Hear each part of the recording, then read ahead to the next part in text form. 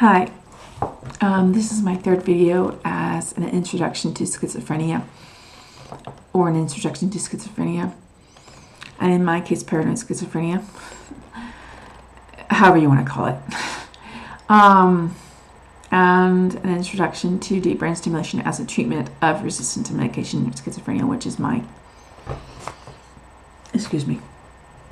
case. Where should I start? Where should I begin?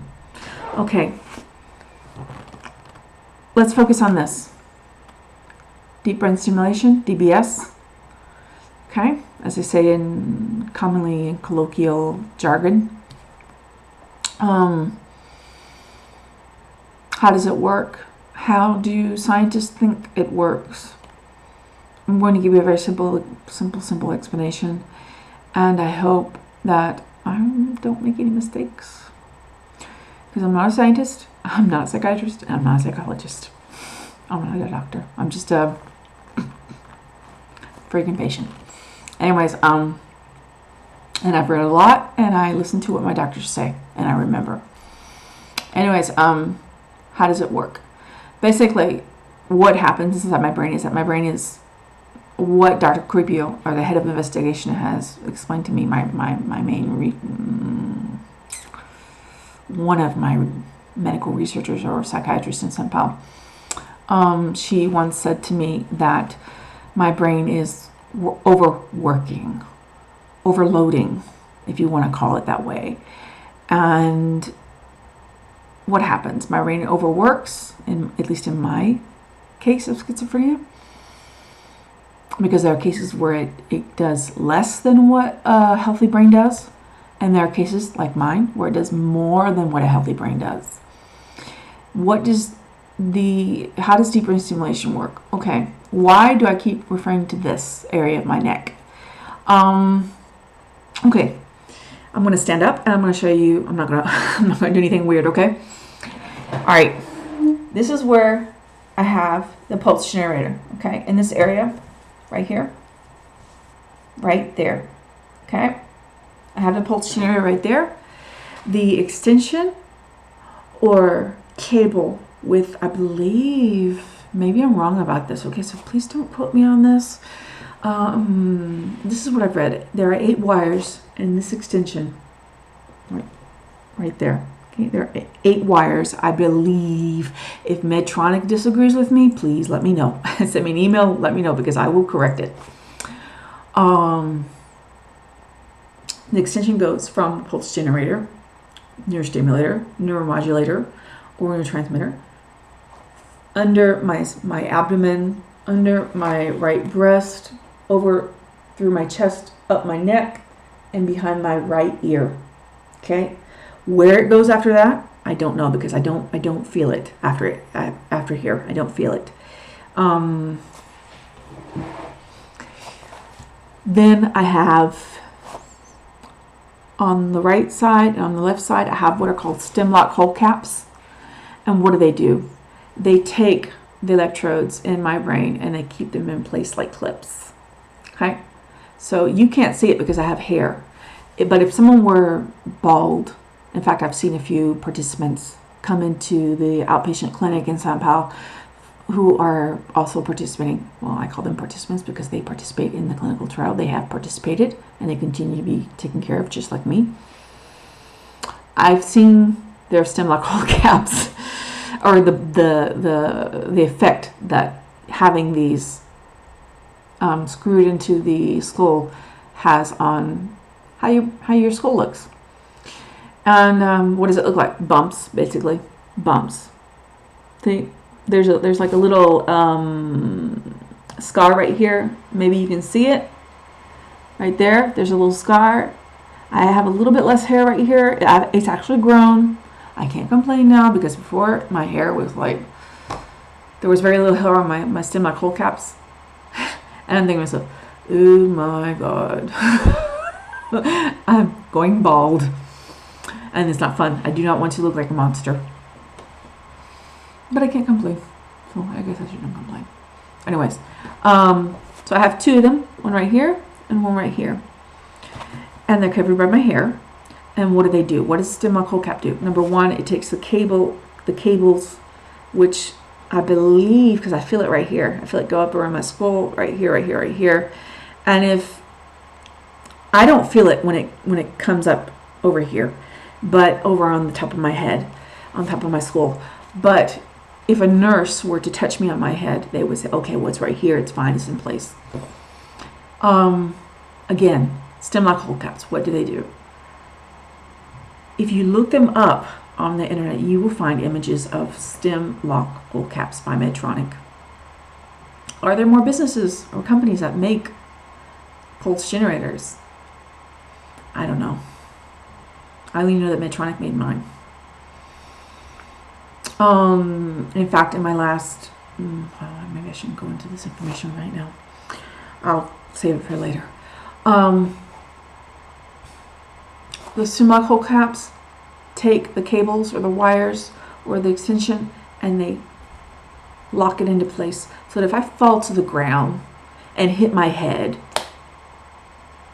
then the electrodes, which are held in place by these stem lock hold caps, do not move from the area, the specific exact area in my brain where they are located. In the image that you've seen on my Instagram account, that's what I look like on the inside of my brain. That's what it looks like, the electrodes.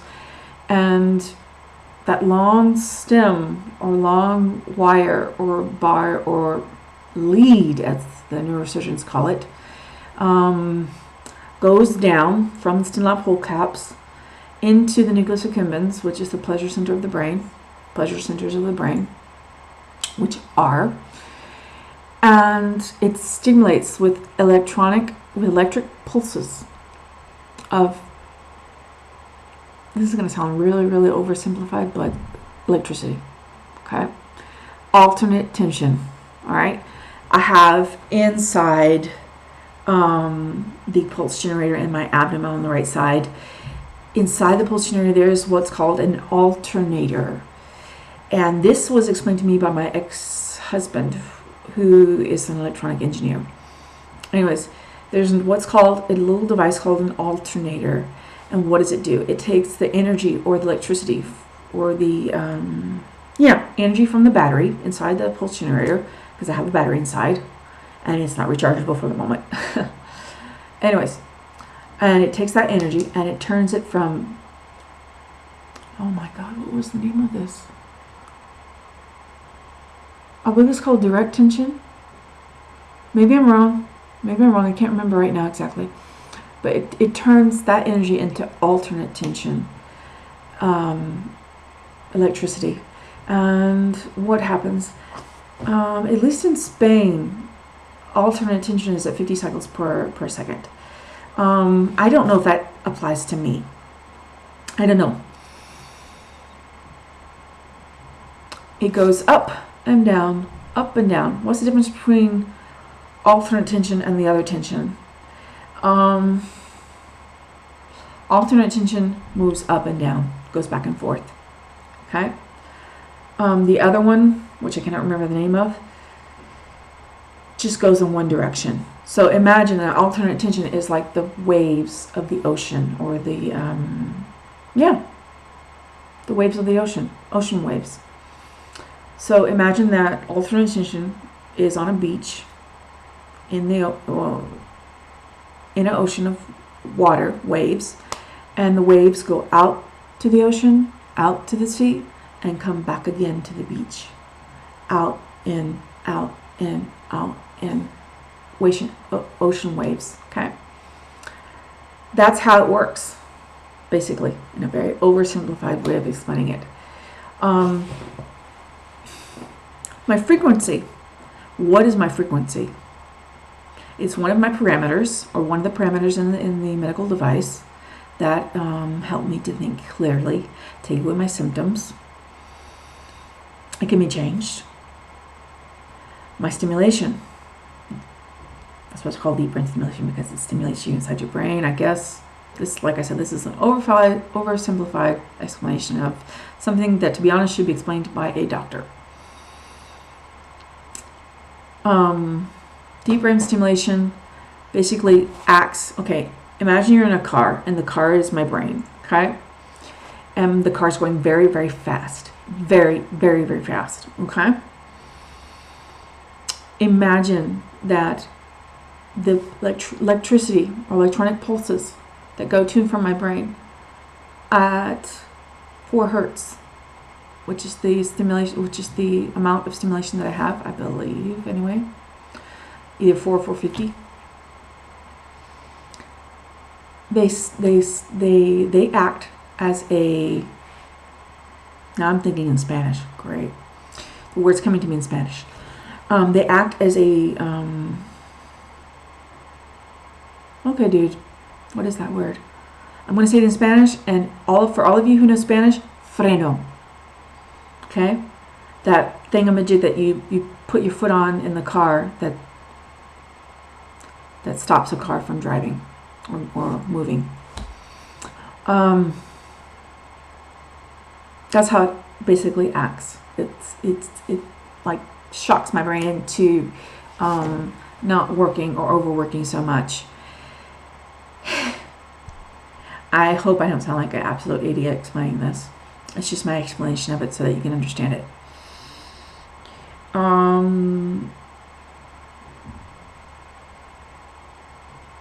If you have any questions, please post them. Please ask me. I can explain this even more so. I can go into more detail if you want. All right. Let's go to delusional mood, which is one of the symptoms of schizophrenia. I'm going to go into detail. I'm going to try to be as simple but explicit as possible, as detailed as possible, without really, again, going off on a tangent, which is my tendency.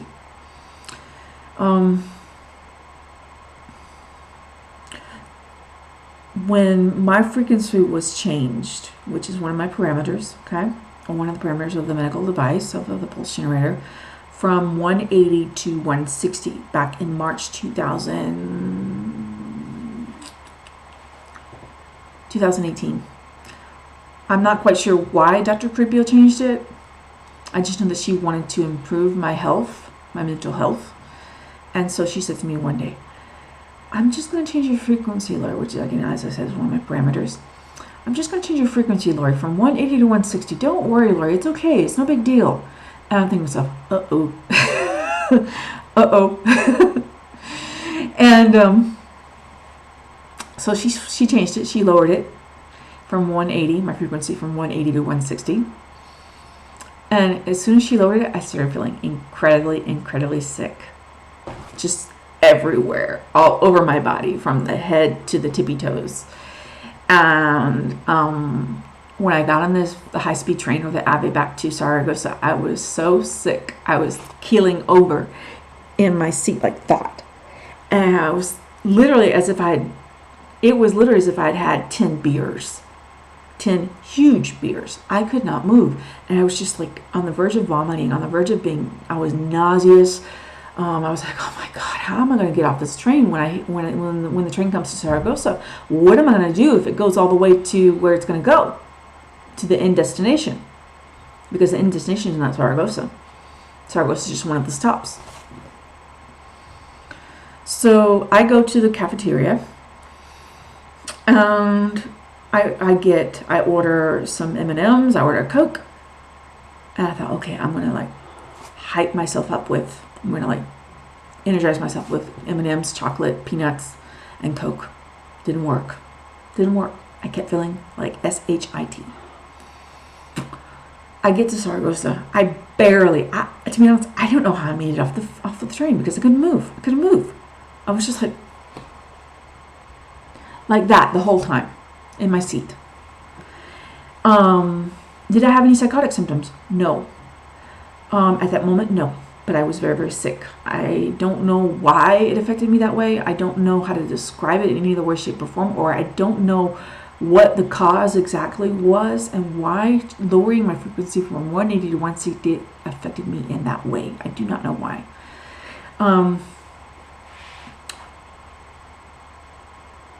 This is research, so perhaps they don't know either, my medical researchers. Anyways, I get off the train in Saragossa. I decide that I'm going to go to a mall. I'm not going to feel sorry for myself. I'm going to go walk around a mall and just try to distract myself from this horrible, horrible, horrendous feeling. And on the way from the parking lot, on the way from a parking lot in the mall, where I was with my ex-husband, I was going up the ramp from the parking lot floor, from the lowest floor possible of the mall, and I was going up the electronic ramp like that, very, very slowly. Excuse me. I was going up a ramp, and all of a sudden I felt this feeling in my eyes, and I'm like, oh shit. Oh shit. I know what this is. This is delusional mood. And literally, it's as if, I'm going to give you an example again. Somber, dark, thick, insidious, evil emotions, negative emotions literally just come into you, into your heart, into your body, into your mind, I guess you want to call it that way. And how did I experience it? Well, literally I felt the feeling coming on in my eyes. And one time when I was explaining this to Dr. McKenna, one of my medical researchers, he said, well, what do you mean? Because I told him, I says, my eyes have emotions. That's how I would describe it, okay? I'm not saying that for real, all right? I'm not saying for real my eyes have emotions. I'm just describing the symptom, okay? Anyways, Dr. McKenna said to me, what do you mean your eyes have emotions? And this is what I mean. This is what I would describe delusional mood as. The emotions seep into my eyes like water vapor coming out of a closed, almost cracked closed door after you've just taken a shower. The steam, the water vapor literally creeps into your eyes, little by little, filtering, wafting into your eyes and covering your whole vision. What happens? I'll give you an example. How does this affect your vision? There was a restaurant, a bar. There was a post office. There was a cell phone shop or store. Everything becomes dark and somber, negative, insidious, evil, horrible feeling, because I'm already feeling like shit. I'm already feeling shit physically from what Dr. Cribio did, which I have no idea to this day what she actually did to me. You're already feeling absolutely horrendous. And then you feel this feeling coming into your eyes and you're like, oh my God, damn. So it starts to filter into your eyes like water vapor, like a teapot with steam coming out. Right when it's going beep. You know how a teapot goes beep right when the water's boiling, or on the verge of boiling. You know, you've heated up the water, you're ready to have a cup of tea or a cup of coffee. And it slowly covers your vision. Little by little, it covers your vision. Just imagine water vapor covering these glasses or the lenses of these glasses. That's how it is. And you can't see very well. And your vision blurs. And everything that I'm going to explain happens in 20 seconds. From here to here. So I'm going to show you. Alright. So you're here. Right here. Right there. In 20 seconds or less, everything that I'm going to explain happens.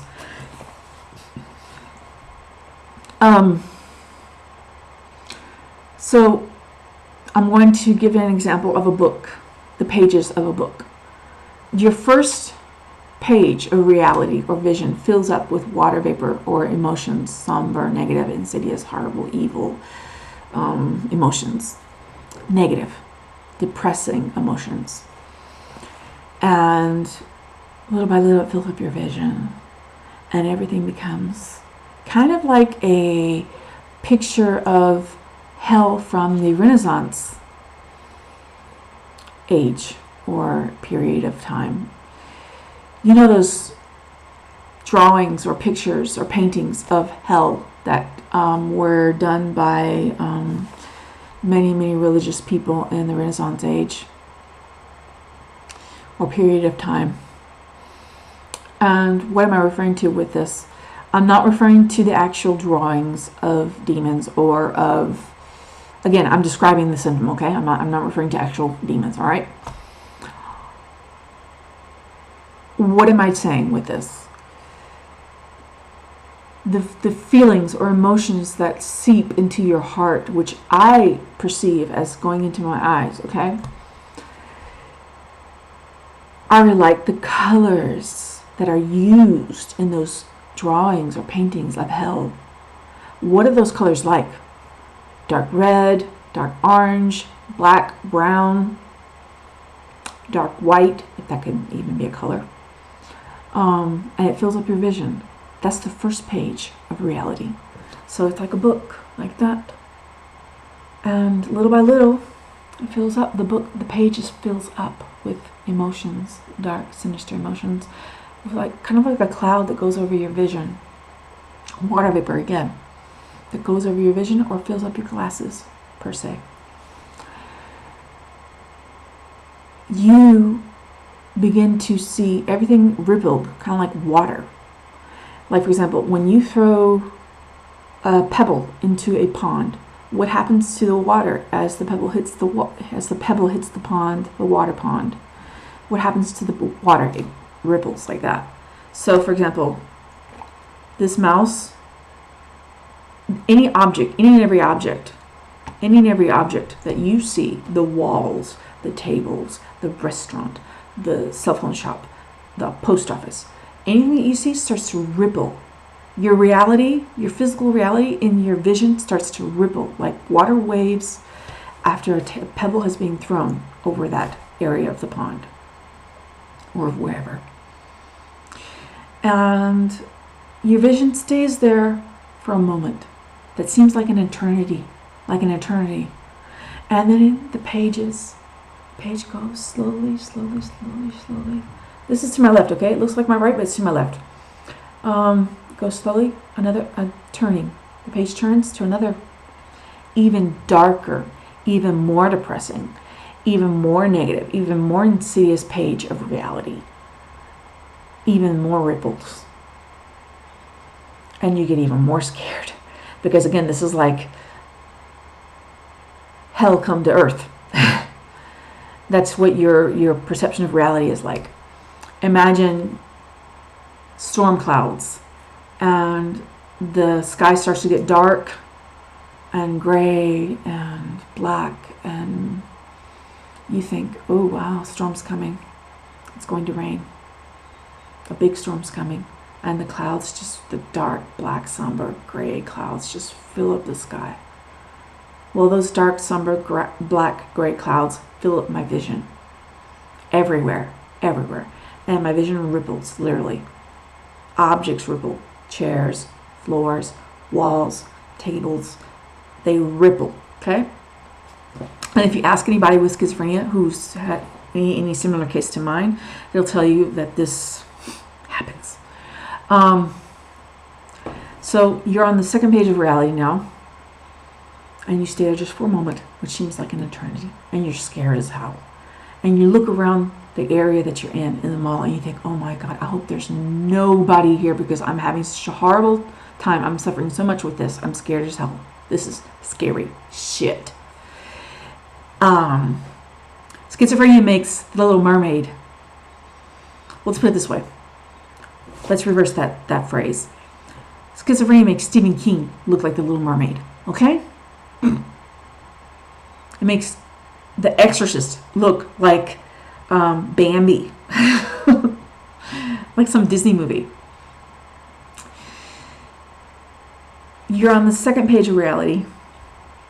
The third page, slowly turns over. Again, I'm going to my right, not to my left. I'm going to my left, not to my right. Even darker, even more insidious, even grayer. The storm clouds just keep coming and filling up your sky, your glasses, your vision, your eyes, your pupils. And you get even more scared. Finally, after about 3-4 pages of reality have turned, your vision stops changing. But this is not the end. This is the beginning of what is going to stay like that for you don't know how long. And you only hope that nobody comes around you or comes in contact with you, because all you want to do is just go home and hide. And again, as I said in the second video, if you're aware of this as being false, if you're aware of this as being part of your disease, if you're aware of the fact that you are sick from schizophrenia, why does it make you suffer? Well, in the same way that I mentioned in the second video, it's like a scary movie in a movie theater. People shit in their seat when they see movies such as The Exorcist, which is a very old movie now, so I don't know why I'm mentioning it. People shit in their seat. And they know that the movie was made by producers, actors, that it's false, completely false, made up, fiction. They know that. But what happens to them when they see that movie, when they get scared? They get scared. They really get scared. And the difference between me and them is that when they see the scary movie, when a healthy person sees a scary movie in a movie theater, besides the fact that they choose to see it, which I mentioned in the second video, they can do this. Tap their ears if something sounds horrible. They can do this. Close their eyes. Like that. They can even go out to the hallway and walk around to wait for that scene in the movie to pass. And then go back into the movie theater and continue watching it and having fun. Because it excites them. It stimulates them to scary movies. People who like scary movies, they love being scared. I don't. Because you know what? I can't walk out of that movie theater. I can't do this. I can't do this. I can't do this. And I can't go to the hallway or the bathroom to avoid that scene or what I'm listening to or what I'm saying or what I'm feeling or perceiving. I cannot. Delusional mood scares the shit out of me. That's why. And I'm aware of what it is. I'm aware that it is fake. I'm aware that it is only my version of reality. I'm aware of that. But it scares the shit out of me just the way you get scared with a movie in a movie theater or a cinema. And on top of that, you pay for it and you choose it.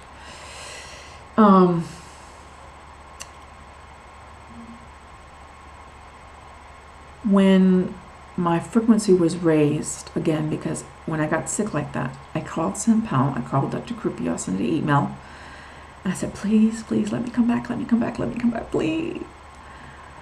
And so they said, okay, come back Monday, because I always have my appointments on Wednesdays. They're like, okay, come back Monday.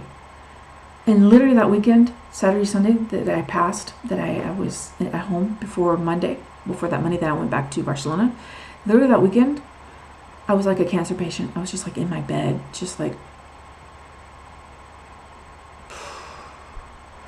just frozen, catatonic, if you want to call it that way. Like a statue, just trying to survive, trying to breathe, like a ghost whimpering in a foggy night. I was whimpering in my heart, in my soul, in my mind. I didn't make much noise because I didn't want to upset anyone. I didn't want anyone to know exactly what was happening to me because I didn't want anyone to be upset or be bothered by what was happening to me. So that Monday, I go back to Barcelona, I go back to St. Pau Hospital, and Dr. Krupia raises my frequency again from 160 to 180. And automatically I feel much better. And why is this?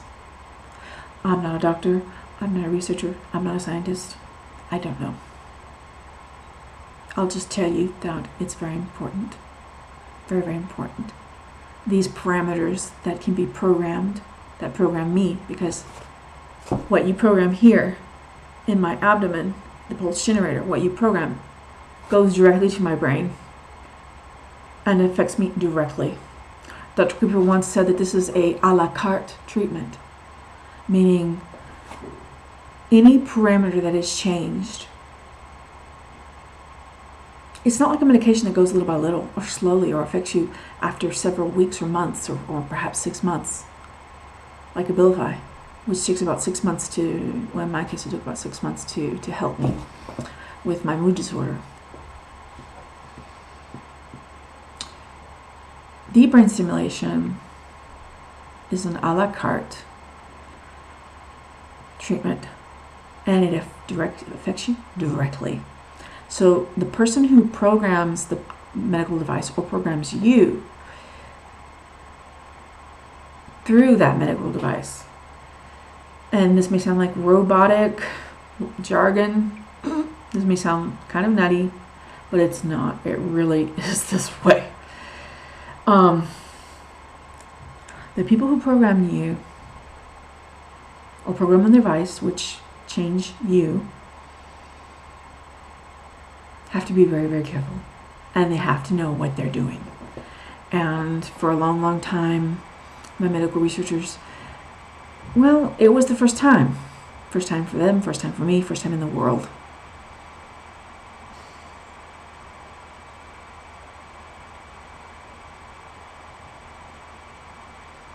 So this is the end, and I'm sorry if this video is too long. I'm sorry. I'm sorry if I've gone out on a tangent. I'm very, very sorry about that. This is the end of this third video, and I'm going to go into more detail with another video, even more so, and I hope that you again find this video useful and that you find it interesting, or at least a little interesting. Well,